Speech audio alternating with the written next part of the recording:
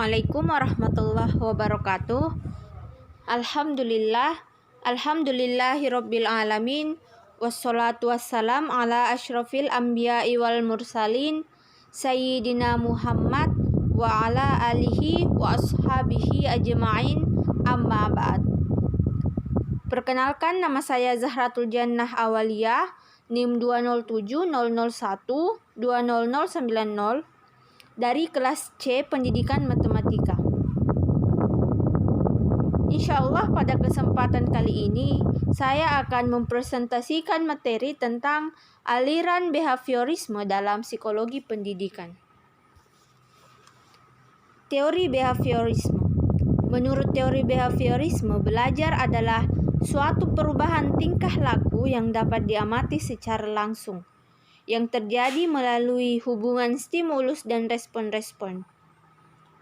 Para penganut teori ini berpendapat bahwa sudah cukup bagi siswa untuk mengasosiasikan stimulus-stimulus dan respon-respon yang diberi reinforcement apabila ia memberikan respon yang benar. Mereka tidak mempersoalkan apa yang terjadi dalam pikiran siswa sebelum dan sesudah respon dibuat.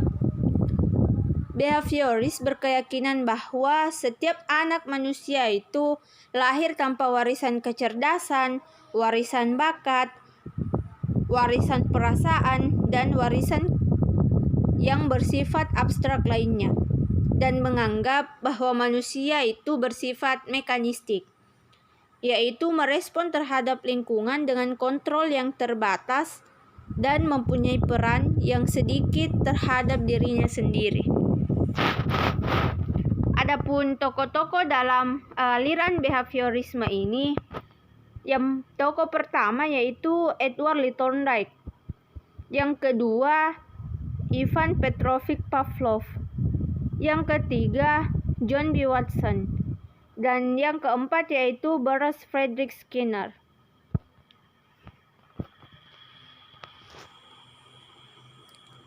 Adapun tokoh pertama yaitu Edward Lee Thorndike,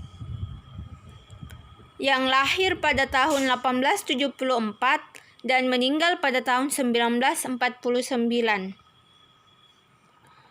Koneksionisme atau bond psikologi, trial and error, teori belajar behavioristik model ini dipelopori oleh Thorndike dengan teorinya koneksionisme yang disebut juga dengan trial and error. Pada tahun 1980, Thorndike melakukan eksperimen dengan kucing sebagai subjeknya. Menurutnya, belajar ialah pembentukan hubungan atau koneksi antara stimulus dengan respon yang diberikan oleh organisme terhadap stimulus tadi. Adapun cara belajar yang khas yang ditunjukkan ialah trial and error. Di samping itu, Thorndike juga menggunakan pedoman pembawa kepuasan atau satisfier. Apabila subjek melakukan hal-hal yang mendatangkan kesenangan, dan pembawa kebosanan annoyer apabila subjek menghindari keadaan yang tidak menyenangkan. Dari eksperimen Thorndike ini, kita bisa mengambil atau bisa diambil 3 hukum dalam belajar, yaitu yang pertama, law of readiness atau hukum kesiapan. Belajar akan berhasil apabila subjek memiliki kesiapan untuk belajar. Hukum yang kedua yaitu law of exercise atau hukum latihan, merupakan generalisasi dari law of use dan law of disuse, yaitu jika perilaku itu sering dilatih atau digunakan, maka eksistensi perilaku tersebut akan semakin kuat, law of disuse. Sebaliknya, jika perilaku tadi tidak dilatih, maka perilaku tersebut akan menjadi bertambah lemah atau tidak digunakan sama sekali, law of disuse. Dengan kata lain, belajar akan berhasil apabila banyak latihan atau ulangan. Hukum yang ketiga yaitu law of effect, yaitu jika respon menghasilkan efek yang memuaskan, maka hubungan antara stimulus dan respon-respon akan semakin kuat. Sebaliknya, Jika respon menghasilkan efek yang tidak memuaskan, maka semakin lemah hubungan antara stimulus dan respon tersebut. Dengan kata lain, subjek akan bersemangat dalam belajar apabila ia mengetahui atau mendapat hasil yang baik. Tokoh yang kedua yaitu Ivan Petrovich Pavlov. Ia lahir pada tahun 1849 dan meninggal pada tahun 1936. Classic conditioning atau pengkondisian atau persyaratan klasik ialah proses yang ditemukan Pavlov melalui percobaannya terhadap hewan anjing, di mana perangsang asli dan netral dipasangkan dengan stimulus bersyarat secara berulang-ulang sehingga memunculkan reaksi yang diinginkan. Dari contoh tentang percobaan dengan hewan anjing, bahwa dengan menerapkan strategi Pavlov, ternyata individu dapat dikendalikan melalui cara mengganti stimulus alami dengan stimulus yang tepat untuk mendapatkan pengulangan respon yang diinginkan. Sementara individu tidak menyadari bahwa ia dikendalikan oleh stimulus yang berasal dari luar dirinya.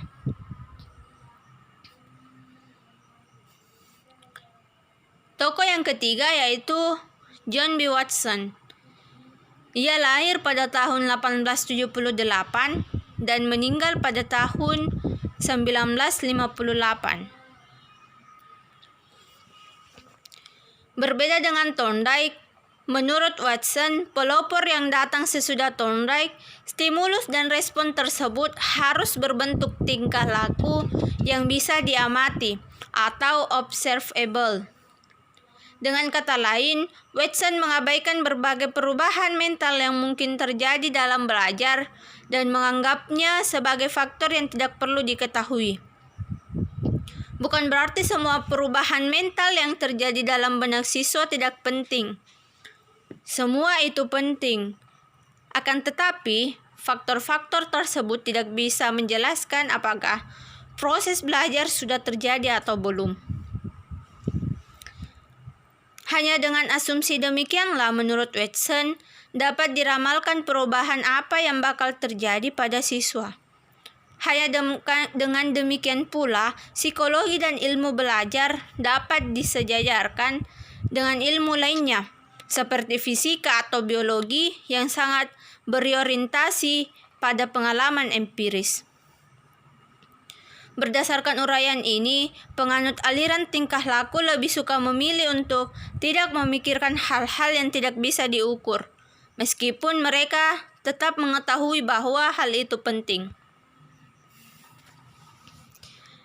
Adapun tokoh yang terakhir atau tokoh yang keempat dalam aliran behaviorisme ini yaitu Bruce Frederick Skinner. Ia lahir pada tahun 1904 dan meninggal pada tahun 1990. Menurut Skinner, deskripsi antara stimulus dan respon untuk menjelaskan perubahan tingkah laku atau dalam hubungannya dengan lingkungan, menurut versi Watson tersebut adalah deskripsi yang tidak lengkap. Respon yang diberikan oleh siswa tidaklah sesederhana itu, sebab pada dasarnya setiap stimulus yang diberikan berinteraksi satu dengan lainnya, dan interaksi ini akhirnya mempengaruhi respon yang dihasilkan.